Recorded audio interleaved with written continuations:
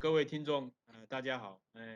今天很荣幸能够在这边有机会稍微介绍一下我们最近在这个呃光达技术的一些突破跟进展。那我们的切入点主要是我们在侦测器的地方做了一些改良，然后它也得到很好的表现。所以我们今天主要讲就是说我们这个新的这种 DOM layer，累针崩溃光二极体，在这个LiDAR 的一些应用和表现。那我名字是许敬文，我目前在中央大学电机系任教。那中央大学呢，如果大家不陌生的话，它是在这个桃园然后这是我们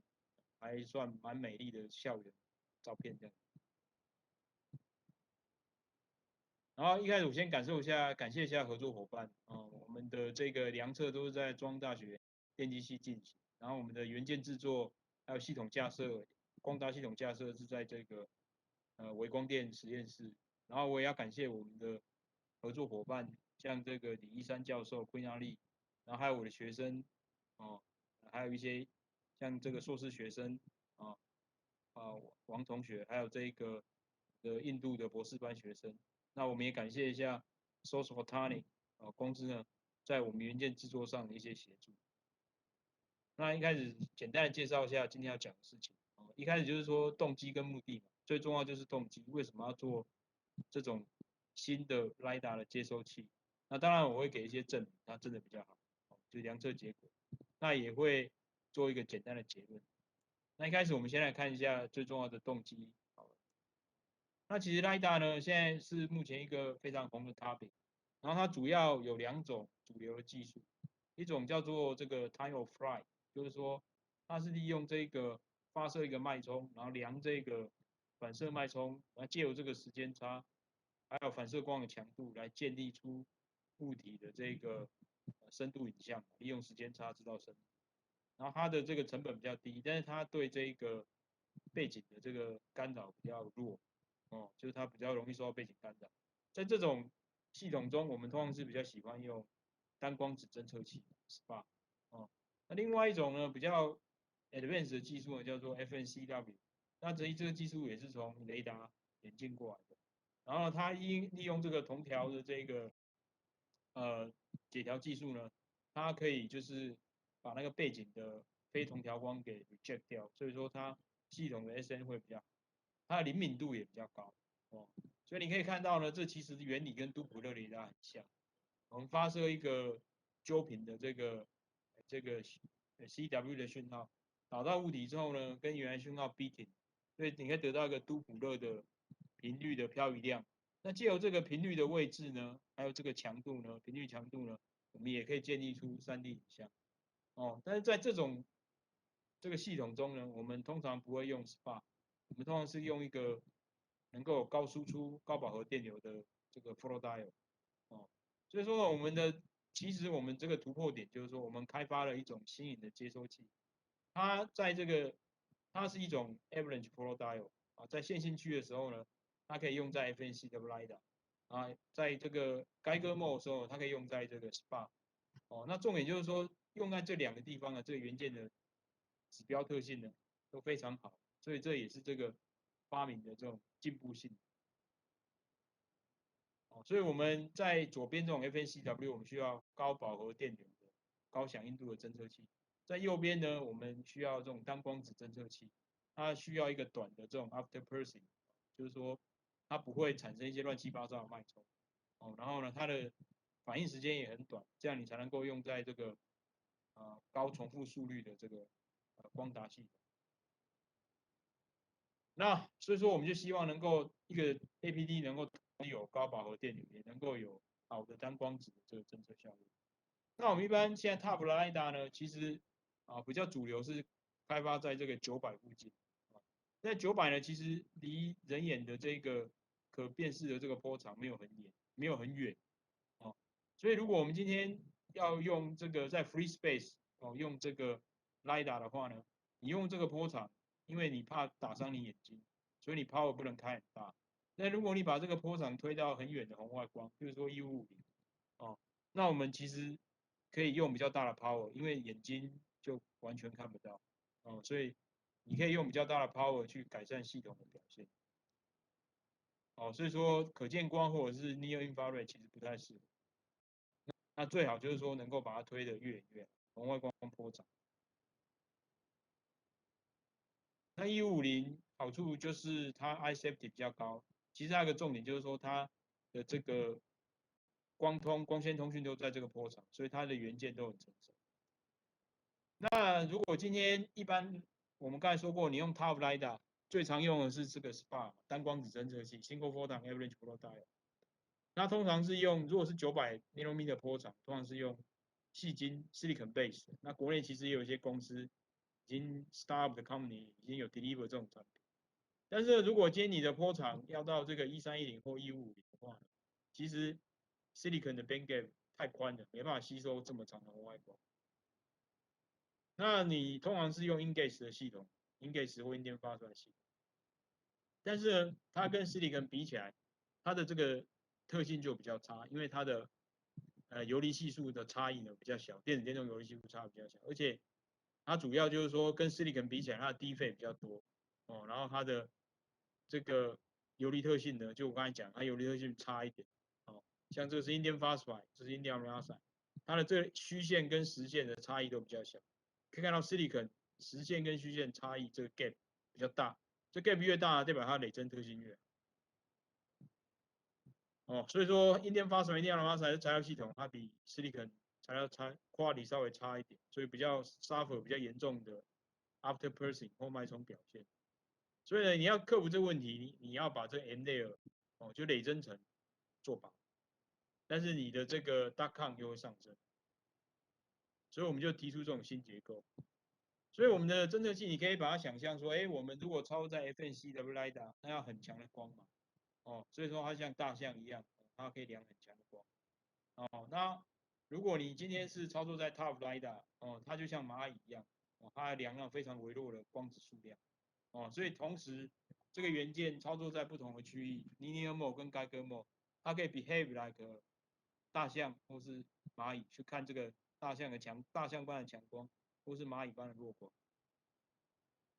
哦，那我们强光部分，我们可以有高的电流，后面会有详述啊，可以到7个 mA，同时也可以蛮高的响应度6.3。那我们做单光子的话，它的侦测效率非常高，可以到68以上。所以我们直接看一些量测结果。那你看到这是我们元件的速度表现啊，它可以在1.2G，而且有蛮高的这个频宽。那我们这边不用强调它的速度，因为我们做 LiDAR 的应用呢，LiDAR RF 的频率呢，通常不要太高，这样后面系统会比较好用。所以1.2G 是已经足够了。然后而且不管你低功率、功率变，它其实它的频宽都一样，所以这是我们要的，因为我们说要照强光还能用。哦，它也对偏压啦，或者是高功率照射之下呢，它对偏压也不敏感，然后而且它响应度也蛮高的。那我们就建立一个 LiDAR 系统，然后去看这一个元件表现。哦，这个 LiDAR 系统呢，其实就是我们用个传统的叫 Safe Halogram。哦，那我们会有一个比较嘛，我们比较我们不同的 PD chip。哦，我们这边用我们的 APD 嘛，去看看一些差异跟表现，看到底有没有进步性。然后我们用的元件就是实验室自己开发的。哦，那这是一个照片，就是说我们真的架设起来。那你可以看到 OFC 是我们开这个 Telcom 会议的一个缩写了哦。然后我们的扫描镜在这个地方，那后面我们放一个背景，然后我们就是要把这3个字母成像。这3个字母是在实际空间，它有一个深度差嘛，所以我们就利用这个 LiDAR 要把这个东西成像出来。那我们一开始先 check 一下它的饱和电流，因为我们说过这种元件需要照强光。那我们如果这个照强光的话呢，其实你可以看到它也没有明显的饱和现象，它的电流可以到将近10 mA 左右，而且它的响应度也很高，是6.3，一般 pin diode 大概是1 mH/W，所以说这个响应度就高了6倍。那你可以看到呢，这是一个比较，就是说我们今天建立这个系统，然后我们先量一下它的 SNR，因为 SNR 是整个成像的关键哦，所以你可以看到呢，这边有一些不同的元件量到 APD 是这个实心的曲线，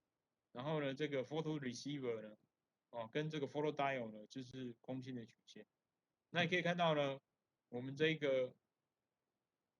呃这个 APD 呢，我们自己开发的呢，它跟这个 pin diode 这个比起来，SNR 有一个很大的差异。所以这个左边是 SNR，右边是量到的 IF 频谱。你可以看到呢，这个地方的 IF peak 呢，就远比这个 pin 加 TIA 来得好。所以我们其实用一颗 APT 哦，就可以展现出比这个 pin 加 TIA 还好的这个 SNR。这个在成像啊是一样非常重要的事实。那我们也比较一下它的输出功率嘛，哦，就是电功率。你可以看到呢，我们的 APD 呢比一般的 pin diode，一般 pin diode 是绿线，大概有6 dB 的 higher power，跟 APD 比起来，所以6 dB 其实已经是4倍了，所以算很大。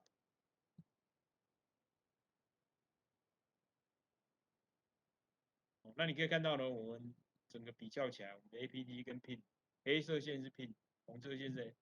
APD 嘛，我们 APD 就比较好。那你可以看到，这是我们量到的影像嘛，哦，就是说我们用我们的这个技术呢，哦，一边是 APD，一边是 pin diode，那你可以看到呢，APD 的影像品质就好很多，所以这就是我们要的。那我们来看一下单光子侦测，因为刚才我们说过，我们的元件要同时能够量非常弱的光，用在 TOF 的 LiDAR。那这是我们一个简单的偏压电路，我们是用这个 Active Quenching Hybrid 这种 Passive Quenching 的技术。那我们其实做这个就是要把这个 AC quenching 的 AC 信号给滤掉了，得到单纯的这个 single photon 的侦测效率。那你看到这是结果了哈，就是说细节这些都不想讲哦，就因为我们元件这个特殊累进设计，我们其实在这个可以量到一个非常高的这个单光子侦测效率哦，61%哦，然后呢，它的大康瑞呢也还可以忍受，然后如果温度低到这个对不起，应该是300K 47%，低到200K 的时候是可以到61%，哦，200K 是61%，哦，所以说这个数字呢是非常好的单光子侦测效率。那你看到我们除了这个侦测效率高，我们也要高的速度嘛，所以我们量到这个脉冲响应呢，事实上是可以低到这个60-70个 picosecond，在不同温度会有点不一样，但是这个数字呢，其实应该是所有发表过的单光子侦测器中最快的哦，所以你可以看到我们量到的这个脉冲呢，这个侦测器输出脉冲，事实上是一个完美的高斯，它也不会拖 tail 或怎么样，所以是非常适合高速的单光子。可以看到呢，我们降到最后就是几乎是拉平。那这是一个表嘛，我就是可以看到呢，我们如果做的元件操作适当的时候，我们可以有一个非常窄的这个半高宽，哦，就胎记的可以很窄。哦，那这个胎记呢，如果你用3个 Mesa 跟4个 Mesa 比，我们新颖的 Mesa 结构，哦，可以有效的压低这个 DCM。那这是一个很重要的 benchmark，你可以看到，就是说我们的元件呢，哦，就是能够有非常高的侦测效率，跟所有发表的哦这个 single photon 比起来，61是最高的哦，这是所有的发表，Indium phosphide、InGaAs 啊，Indium gallium arsenide、Indium arsenide，那我们的这个 jitter 也是最快的哦，然后而且我们没有任何 tail，所以呢，就是我们的频宽跟效率都是最好，用在这个 single photon 侦测器的话。那这个问题是这个 DCI 有点大，那我们现在新的结果也正在准备中哦，所以说这个数字可以有效被压小。那 conclusion 就是说，我们的这个元件呢，它能够克服一些传统天生上 fundamentally 的克服一些传统 single photon 或者 high power APD 天生的限制，然后我们同时可以达到很棒的这个高输出功率，也能够达到非常好的单光子侦测效率，那效率可以到68%，所以这是绝无仅有的，到目前为止。那谢谢各位，那我的报告到这边。